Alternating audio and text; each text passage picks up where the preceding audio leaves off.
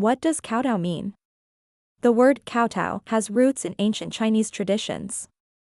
It originally referred to kneeling and touching one's forehead to the ground as a sign of deep respect or submission. In modern English, kowtow is used more figuratively, meaning to excessively submit or show obedience to someone. Definition of kowtow. To kowtow means to act in a way that shows extreme submission or deference to another person, often in a way that seems servile. For example, agreeing to every demand of a boss just to avoid conflict can be considered kowtowing. Kowtow synonyms: bow down, grovel, submit, defer, prostrate oneself, cater to. Using kowtow in sentences.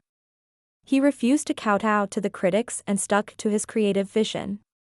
The team felt they had to kowtow to the client's unrealistic demands to save the project. Kowtow in modern use.